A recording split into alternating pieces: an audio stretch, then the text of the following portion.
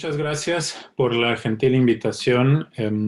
Yo les voy a hablar hoy de los usos y ventajas de las intervenciones digitales en línea para depresión y ansiedad. Y bueno, antes de comenzar, quisiera dar una pequeña introducción más personal. Finalmente la plática es de pasado, presente y futuro. Y pues todos nosotros tenemos un pasado, presente y futuro. El mío en particular comenzó, bueno, en la Facultad de Medicina en la UNAM. Como ya se dijo, pasé por King's College London. Ahorita estoy en Trinity College Dublín. El futuro no sé qué me depara, pero lo que sí es cierto es que, pues aunque esto parece muy lineal, nunca lo es así. Yo siempre tuve las ganas y la opción, digamos, de hacer la especialidad en psiquiatría. Me hubiera encantado hacerla en el Instituto Nacional, eso hubiera sido mi primera opción. Así que estar ahora como invitado para dar esta conferencia magistral es para mí un honor y un placer. Así que muchísimas gracias de nuevo.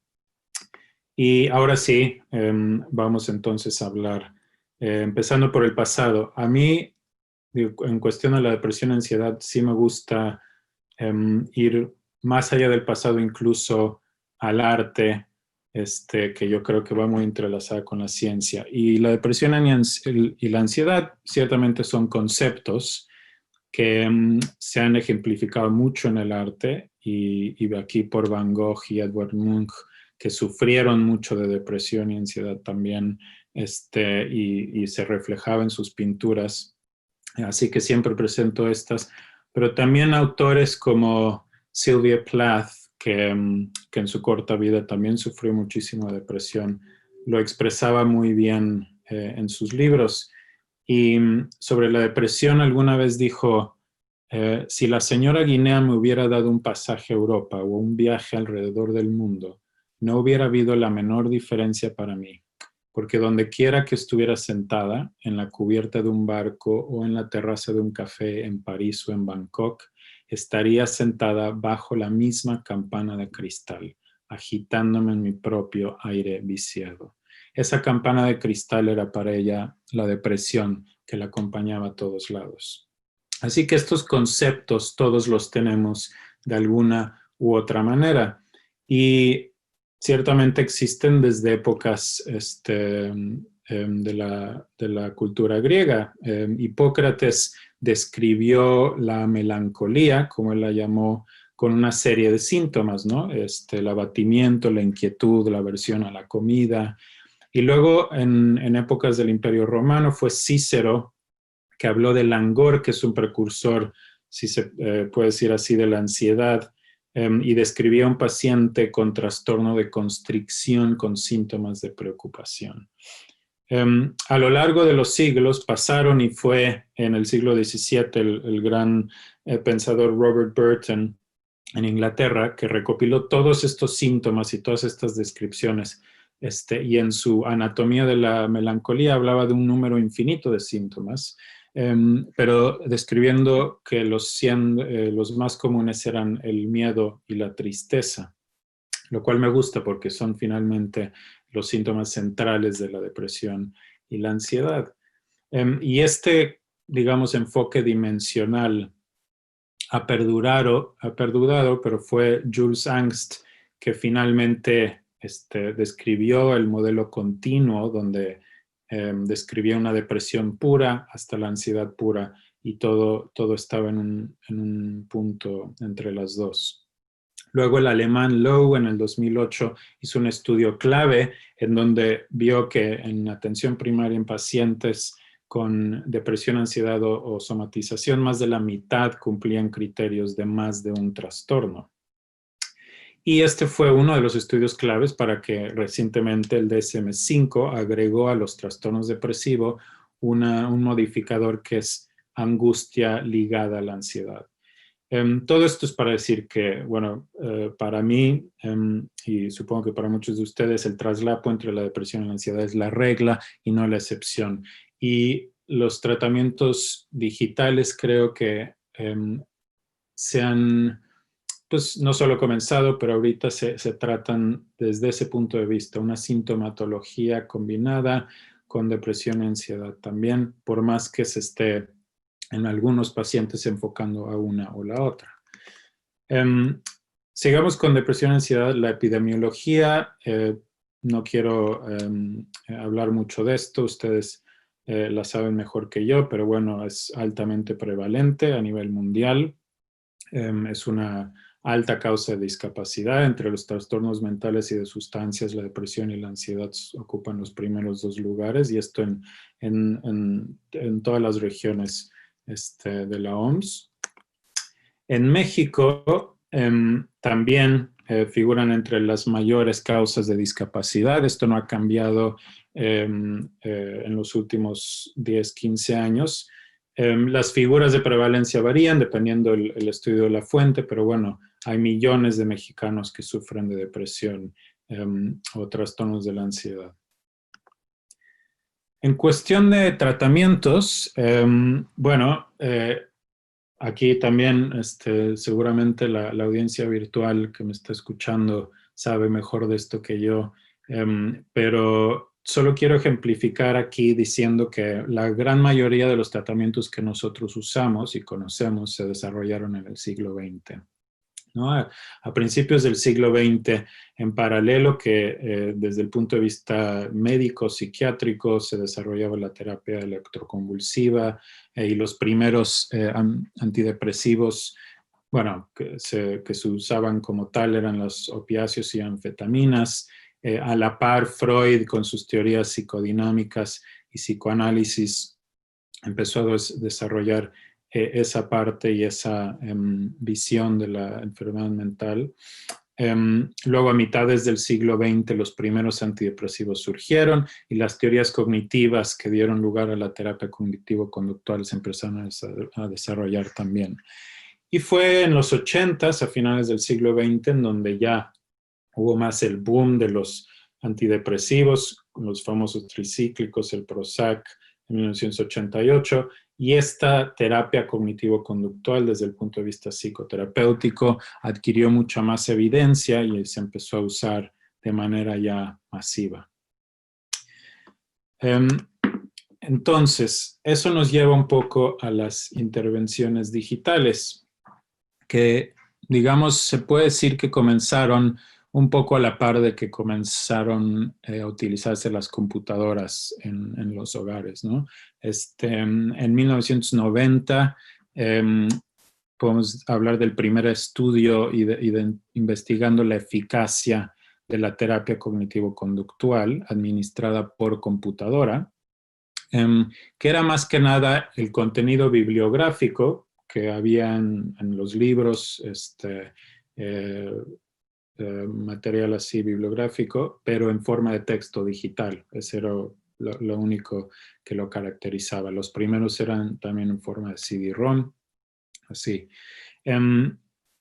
Poco a poco fue evolucionando, se fueron haciendo más y más estudios, y fue apenas recientemente que se hicieron metaanálisis y se publicaron. Andrews, por ejemplo, en 2018 concluye que la llamada ICBT, que es la terapia cognitivo-conductual, pero dada por Internet, ¿no? Internet Delivered CBT, para ansiedad y depresión es aceptable y efectiva, ¿no? Esto ya es bastante aceptado. En el 2019 salió otro metaanálisis mostrando un buen tamaño de efecto post-tratamiento de 40 estudios, que era aún mayor cuando estas terapias eran apoyadas por terapeutas. Este apoyo puede ser de manera de retroalimentación por mensajes de texto o correos electrónicos, o a veces también por llamadas telefónicas, ¿no? Cuando era sin apoyo, cuando era únicamente el paciente con el programa, el efecto era menor. Y bueno, este breve viaje por el pasado nos lleva al día de hoy. Y bueno, aquí la salud digital realmente va muy a la par de la tecnología que todos nosotros ya conocemos y que va a pasos agigantados. Y la salud digital se usa y aparece ya en todo lo que nosotros vemos, en las apps que bajamos en nuestro teléfono, los famosos smartwatches que ya miden los sensores biométricos, por ejemplo, el pulso o tu GPS para ver si tus movimientos han cambiado. Ya hay telemedicina en donde hay consultas así por teleconferencia. Los archivos clínicos, los registros de los pacientes ya también están de manera electrónica. Y bueno, obviamente hay mensaje de texto, correo electrónico. Yo les voy a hablar sobre todo de esto del ICVT, que es estos programas interactivos basados en línea, ¿no? Y transmitidos por Internet. La mayor parte de la evidencia y de estos estudios, de los cuales les voy a compartir muchos desde mi punto de vista, estudios en los que he participado y estudios los que ha participado mi grupo de investigación, se sitúan ahí en eso que he circulado, ¿no? Estos programas interactivos, ¿no? De ICVT. Y bueno, la terapia cognitivo-conductual por Internet, la verdad es que ya está implementada y utilizada a gran escala en muchos países, ¿no? A gran escala es que la mayoría de la población, si no es que toda la población, tiene acceso a través de alguna clínica o clínicas. Por ejemplo, el grupo de Nick Titov en Australia abrió la MindSpot Clinic con el propósito de poder llegar a zonas muy, muy rurales y remotas, que en Australia, así como en México, hay poblaciones que están en medio de la nada, muy difícil de acceder, pero por medio de esta clínica podían entonces acceder a terapias psicológicas. Y los países escandinavos han sido muy buenos también para establecer estas terapias por Internet. El grupo de Gerhard Andersson, por ejemplo, en Suecia. Helene Ripper habló hace unas horas, dio también su conferencia magistral y su grupo ha hecho cosas maravillosas en los Países Bajos. En Estados Unidos y Canadá ya hay muchos servicios clínicos, hay muchas aseguradoras, farmacéuticas, universidades que proveen estos servicios. Y obviamente en Inglaterra también a través del NHS. Siendo que yo resido en Londres y es donde hemos hecho también muchos estudios, yo les voy a hablar un poquito más del ejemplo del Reino Unido, que es un buen ejemplo de cómo se ha establecido la terapia digital. Y bueno, en el Reino Unido hay un Servicio Nacional de Salud, ¿no? El NHS, National Health Service, que se estableció en 1948 con el propósito de ser un servicio exhaustivo, completamente gratuito y universal para todos. Cualquier residente del Reino Unido tiene acceso y lo usan activamente. Y fue en el 2008 que dentro del NHS se vio la necesidad de crear este programa de mejoramiento del acceso a terapias psicológicas, IAPT por sus siglas en inglés. El propósito de este programa era precisamente aumentar la provisión de terapias basadas en evidencia para trastornos mentales comunes como ansiedad y depresión por parte de organizaciones de atención primaria. Entonces, clínicas que ya existían, se les integró este sistema IAPT, en donde se canalizan pacientes que tienen síntomas de depresión y ansiedad a este sistema, que es basado en el modelo de cuidado escalonado, lo cual significa que dependiendo de la severidad de los síntomas, entran a un escalón de tratamiento, ¿no? Evidentemente los escalones más altos es gente con síntomas severos que necesitan ser internados o recibir cuidados farmacológicos. Y las intervenciones digitales ocupan el escalón 2, que son las terapias de baja intensidad, generalmente para personas que tienen síntomas leves a moderados moderados severos, más o menos en ese espectro, o gente con síntomas severos que están en lista de espera para un tratamiento más fuerte. Y dentro de este sistema opera esta plataforma que es Silver Cloud Health, que es la compañía también para la cual yo trabajo y hago investigación y formo parte.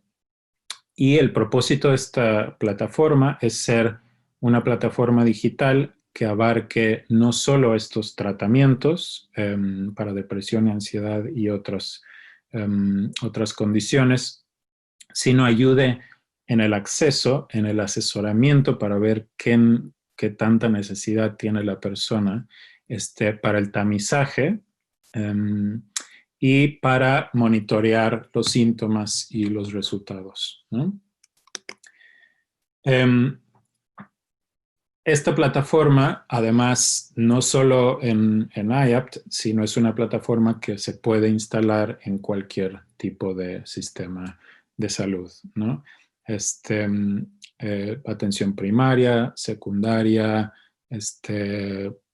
especializados, pero también farmacias, cuidados sociales, servicios a la comunidad, también universidades, y todo, luego esa información de todos los pacientes es centralizada y puede ser analizada e investigada, ¿no? Y eso nos lleva a los estudios actuales. Voy a pues ejemplificarles los principales, los recientes que hemos sacado. Y bueno, empezando con ¿no? Este es un estudio que publicamos hace apenas algunos meses en Nature Digital Medicine y es un estudio aleatorizado, pragmático, en donde le dimos, bueno, reclutamos pacientes precisamente de una de estas clínicas de IAPT en Inglaterra y les dimos el tratamiento digital para depresión y ansiedad con apoyo asincrónico. Esto quiere decir que una vez a la semana un psicoterapeuta les daba retroalimentación según lo que habían hecho ya en el programa, ¿no? Esto a manera de un mensaje de texto diciendo, por ejemplo, veo que has usado el módulo de entender tus sentimientos, eso me parece muy bien, ¿por qué no ahora te pones algunas metas, etcétera? O sea, aplicando las herramientas que tienen como terapeutas, pero en este programa en línea. En fin, entonces esta terapia dura 8 semanas, les dimos seguimiento después de esas 8 semanas hasta un año y vimos que los síntomas de depresión y ansiedad bajaban significativamente post-tratamiento, pero también a lo largo del seguimiento, 3, 6, 9 y 12 meses, seguía bajando, tal que los síntomas de depresión y ansiedad estaban al 50% después de un año, lo cual fue un resultado muy bueno en cuestión de efectividad. Pero más allá de la efectividad, lo que nos permite y nos está permitiendo un estudio como son otros estudios secundarios, uno de los cuales les voy a hablar un poquito más, es en base al trabajo que hice en el doctorado, en donde modelé trayectorias de síntomas de depresión y ansiedad en pacientes con enfermedad coronaria, usando una técnica estadística que se llama Latent Class Analysis. Y eso lo apliqué ahora a esta cohorte de pacientes, ¿no? A los que habían recibido el tratamiento. Y básicamente lo que hace este modelo es que agrupa las trayectorias de síntomas de depresión, en este caso, en grupos en cuyas trayectorias se parecen entre sí, ¿no? Y finalmente eso tiene también asociaciones con características demográficas, sociodemográficas, uso de la plataforma, etcétera. Pero simplemente esto es para ejemplificar rápido que efectivamente había pacientes que se recuperaron y luego se mantuvieron en remisión durante los 12 meses, unos que tuvieron esa como mejora clásica y luego siguieron mejorando un poco, claro, con sus picos. Cada una de estas líneas es un individuo, entonces hay individuos que tenían sus picos, pero en general la trayectoria del grupo es esta. Otra trayectoria que empezó de manera severa, pero gradualmente sus síntomas acabaron leves a moderados. Un grupo que no mejoró, simplemente empezó en este rango severo, bajaba pero volvía a subir, bajaba, volvía a subir y a lo largo no mejoraba. Y luego otro grupo que tenía una recaída tardía. Ajá. Y bueno, esta es una manera interesante de ver qué se asocia a cada uno de estos grupos. Y más allá de la afectividad, como decía, otras cosas que vamos a estudiar son las que ven aquí en esta diapositiva. Por ejemplo, vamos a publicar próximamente esta durabilidad del efecto y qué está asociado a recaídas después del tratamiento.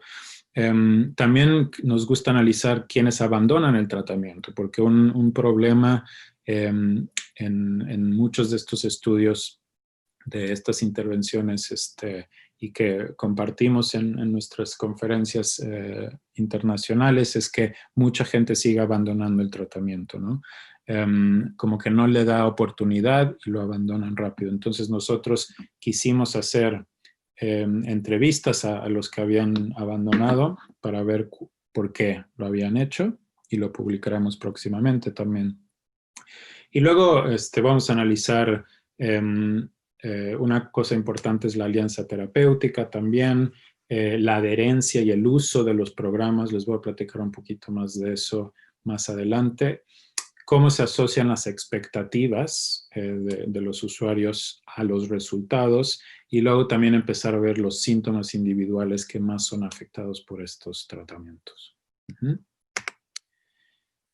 Y bueno, este es solo un estudio, pero tenemos la fortuna que a través de nuestro grupo en Trinity y con la plataforma SilverCloud tenemos ya muchas colaboraciones en diversos países.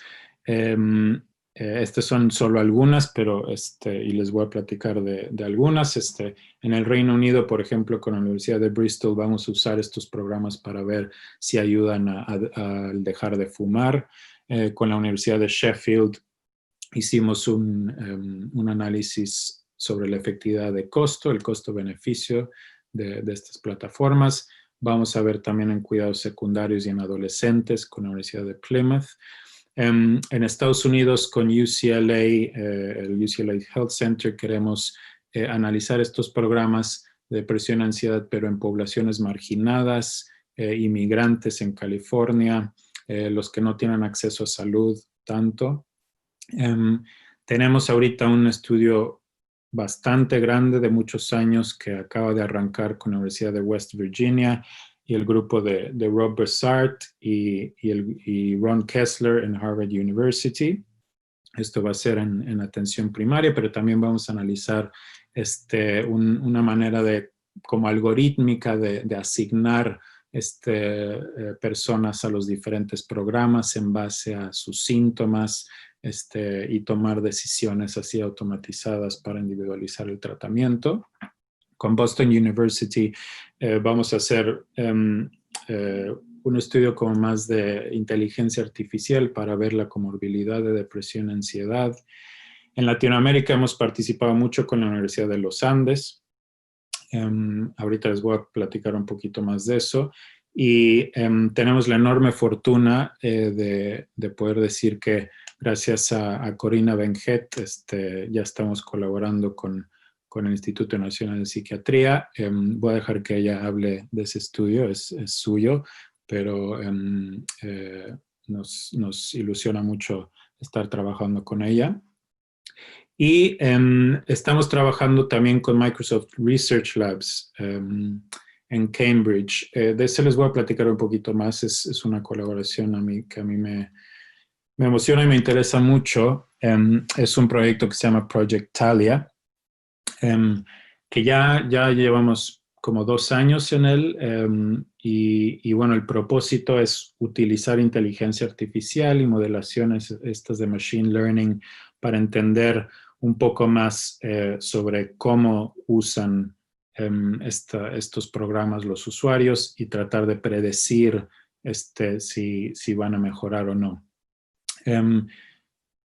hace unos meses publicamos nuestro primer artículo de esta colaboración en JAMA, que ahí lo tienen.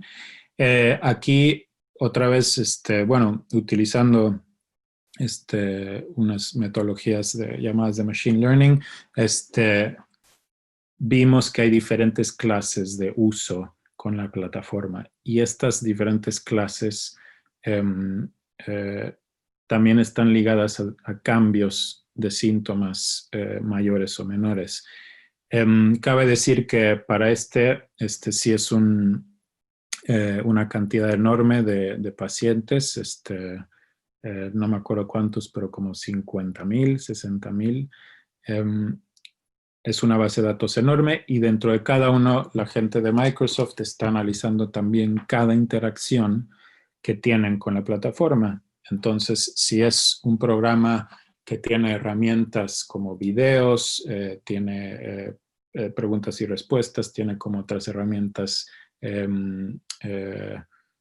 interactivas, páginas así, todo eso es grabado y los patrones se pueden analizar, como pueden ver en la imagen de la derecha. Yo sé que es un poco compleja y discúlpenme que no se está proyectando a lo grande en una sala de conferencias, sino está en sus computadoras, pero ahí está el artículo si lo quieren leer. El punto es pensar que todas estas clases tienen ciertos patrones en común, ¿no? Utilizan más una herramienta que otra, utilizan más un módulo antes o después, y esto tiene consecuencias en cómo mejoran o no. También hemos publicado un estudio interesante en donde se analizó el texto de la retroalimentación de los psicoterapeutas hacia sus pacientes, viendo qué tipo de palabras eran las que eran asociadas a una mejora mayor o menor en el programa, viendo que eran, no es sorprendente, pero eran palabras positivas, de mucho apoyo, pero también texto concreto que hablaba mucho de la situación social y de apoyo social. También eso ayudaba. Y ahora ya estamos entrando en la etapa de crear un modelo predictivo, en donde pues vamos a ver si este modelo que predice si un paciente va a mejorar significativamente o no. Y teniendo este modelo y dándoselo como retroalimentación a los terapeutas puede influir sobre el curso de la enfermedad y el curso de los síntomas. Así que estén pendientes, por favor, a esto. Y bueno, pasando un poco rápido a otro tema, que bueno, es el tema del momento, simplemente para decir que bueno, en estos tiempos las soluciones digitales pueden responder rápidamente, ¿no? Entonces hemos podido desarrollar contenido nuevo de manera rápida, basado en evidencia, ¿no? Tomando estos principios en cuenta, que en tiempos de la pandemia, la esperanza, la seguridad, una sensación de calma, eficacia colectiva y una sensación de estar conectados, todo eso apoya mucho a gente que está pasando ahorita por bueno, todas las cosas que estamos pasando todos, ¿no? Desarrollamos un programa nuevo, un módulo nuevo y se lo ofrecimos de manera gratuita a personal de la salud en Inglaterra y en Irlanda y a la población canadiense por medio de una distribuidora farmacéutica al estilo farmacias del ahorro como es Shoppers Drug Mart, y en Estados Unidos Express Scripts, que es una compañía grande, a través de su formulario digital. Ofrecimos estos programas y también estudiamos el uso de estos programas viendo picos en los meses de marzo y abril, que era cuando la gente entró justamente en estos encierros debidos a la pandemia. Y bueno, ahora sí hablando un poco del futuro, que en realidad es un futuro en el que ya estamos. Y bueno, este es un campo que avanza rápidamente. Pues algo que va a pasar mucho en los siguientes años es generación de más evidencia, ¿no? Yo les platiqué de un estudio que hicimos nosotros que tenía seguimiento 1 año, pero efectos y usos a largo plazo va a ser muy importante. ¿Y por qué lo digo? Porque la idea de estas plataformas muchas veces es ser una plataforma que sea adaptable a un curso crónico de enfermedad, ¿no? A lo mejor, por ejemplo, alguien que tiene una depresión crónica puede que esté bien durante mucho tiempo, pero luego tenga una recaída y ahí es donde necesita algunos elementos del programa. En otros, a lo mejor, unos de más de resiliencia, de psicoeducación, por ejemplo. Pero pues era una plataforma que pueda estar ahí apoyando a un individuo durante un largo plazo y necesitamos estudiar eso un poco más. Y bueno, evidencia real en situaciones reales, comparando tratamientos también será importante. Nosotros ahorita estamos también analizando y espero publicaremos en los siguientes meses un estudio muy interesante de 4 años de datos de pacientes que están tomando 3 tipos de terapia, una de las cuales es una terapia digital y vamos a comparar esas terapias en cuestión de efectividad tomando en cuenta todas las variables sociodemográficas que tenemos para ver qué tan bien comparan uno con otros. Y esto es un estudio natural, es una cohorte simplemente de un servicio que ha estado funcionando de manera natural. Y algo muy importante también es esta relación entre el uso y mejoramiento de la sintomatología. Este artículo lo publicamos hace un año, un poquito más de un año, en donde exploramos justo cuáles son las variables de uso de la plataforma que están más relacionados a un resultado positivo. Y sin entrar mucho en detalle, les puedo decir, por ejemplo, aquí en la gráfica a la derecha, que el tiempo que uno pasa en la plataforma estaba directamente relacionado con tener mejoramiento significativo de los síntomas, lo cual a lo mejor no sorprende, pero es bueno confirmarlo así. No solo fue el tiempo, sino era la cantidad de veces que hacían el login, pero también la cantidad de herramientas que usaban y el porcentaje del programa que consumían. Pero algo sí interesante es que eran las primeras 4 semanas en donde esta diferencia en tiempos entre el grupo que mejoró significativamente y el que no, era más marcada. A partir de la 5ª semana ya no había diferencia. Entonces, las primeras 4 semanas son clave y eso es un mensaje que entonces le hemos dado a nuestros terapeutas o a los terapeutas que trabajan con nuestros programas porque nos parece significativo. Otra cosa que empezamos a hacer con este estudio y queremos replicar es justo encontrar cuál es la dosis mínima de uso de estas intervenciones para lograr tener un efecto, que sería muy importante descubrir también. Esto nada más es un esquema de otra cosa que hemos pensado con Microsoft, que por ejemplo podemos analizar tal cual en estas barritas de colores tienen cada módulo y cada herramienta dentro de cada módulo y el uso semana con semana de un individuo, no solo por semana, sino por sesión. Y abajo tienen los síntomas, cómo van cambiando. Entonces podemos ver tal cual el uso visualizado de esa manera y cómo eso influye en cómo los síntomas van bajando, subiendo.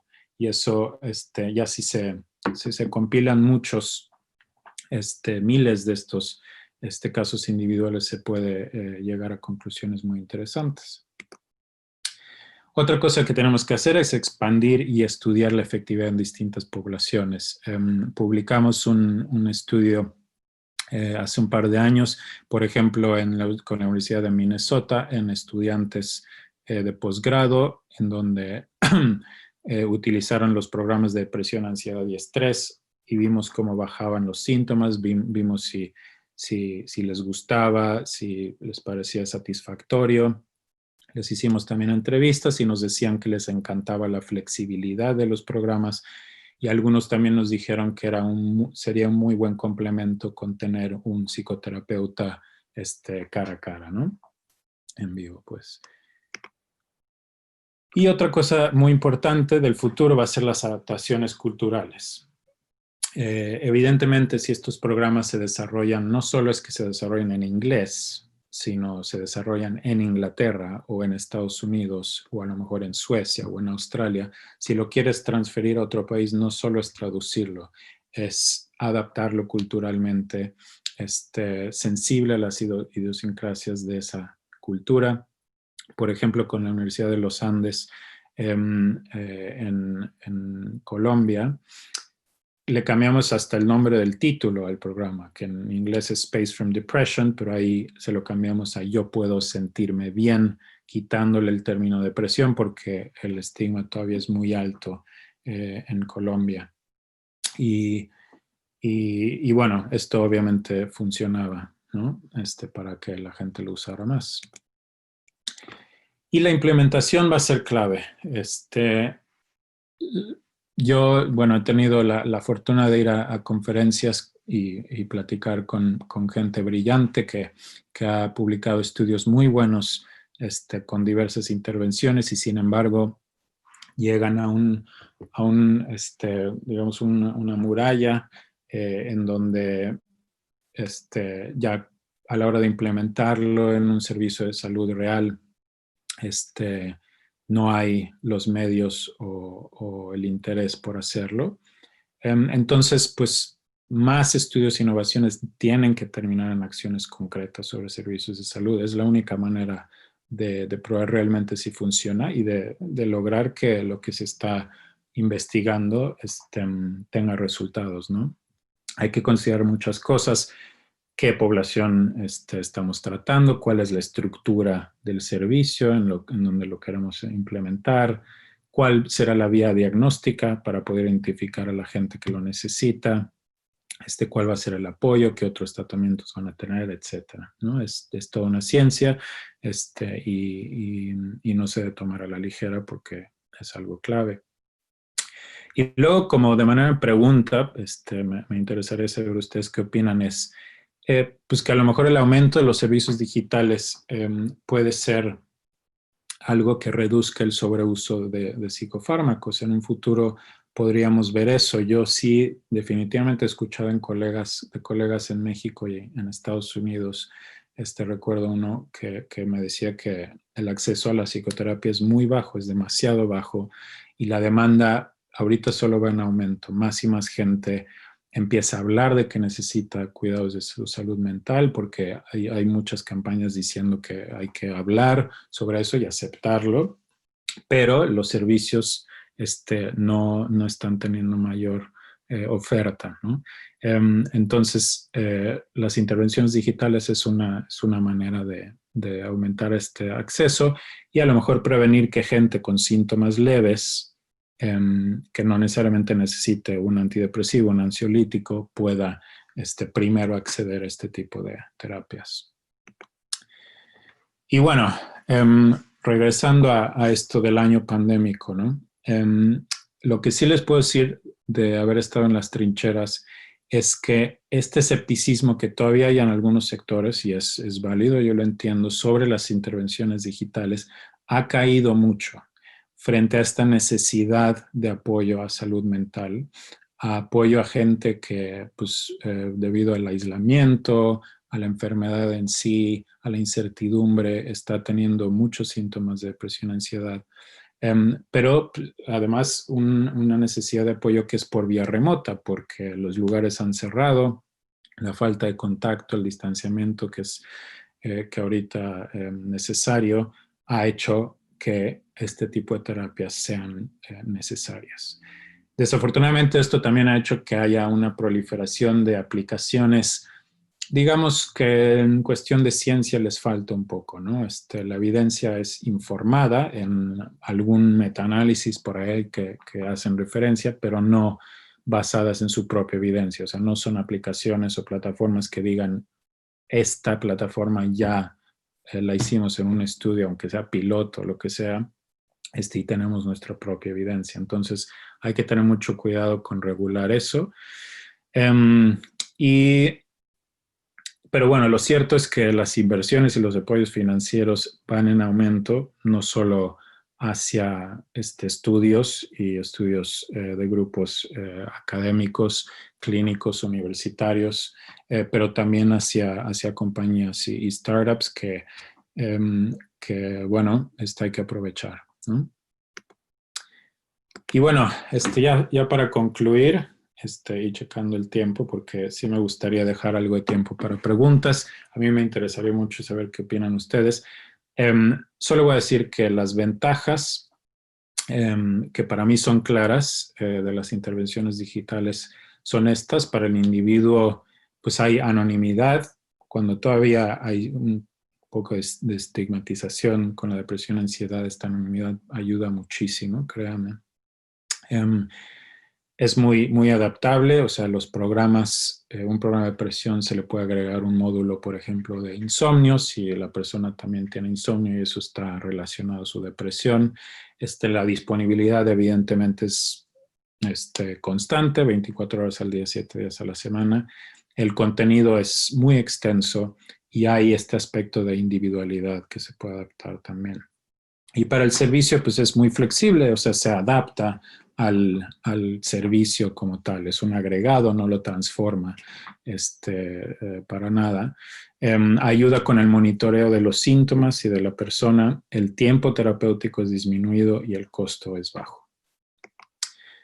Y voy a dejar estas preguntas abiertas porque todavía, digamos, pues a lo mejor no se contestan al 100%, pero mucha gente pregunta sobre cuál es la efectividad versus cara a cara. Yo creo que no es competencia directa.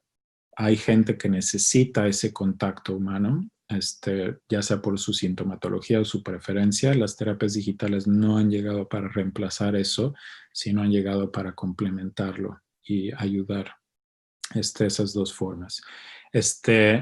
La idea es ver qué es lo que funciona mejor para quién y en qué formato.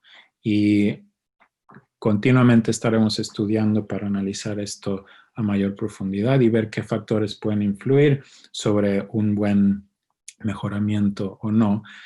Los componentes terapéuticos, obviamente, los cognitivos del paciente, las actitudes hacia una terapia digital, etc. Y luego ver cosas como estudios genéticos de una imagen, si pueden ayudar y dar señales así como interesantes o simplemente serán medio ruidosas y las tenemos que ignorar. Y finalmente, a mí me interesa muchísimo esto y saber ustedes qué opinan sobre qué oportunidades en México ven con las terapias digitales, cuáles son las barreras para implementarlas, para hacer estudios, qué poblaciones servirían mucho de ser como enfoque de manera principal o primaria, en qué sectores, ¿no? Público, privado, no sé. Y qué tipo de estudios son factibles, ¿no? O sea, pueden ser estudios piloto, pequeños, a lo mejor un estudio multicéntrico grande sí sería factible, y cómo sería la implementación ya que exista la evidencia, ¿no? Así que bueno, yo la verdad es que doy la bienvenida a sus preguntas y comentarios. Les agradezco muchísimo por no solo haberme invitado, sino haber escuchado todo este rollo. Ahí están mis datos para que se comuniquen conmigo después de todo esto y me encantará platicar con ustedes. Muchísimas gracias.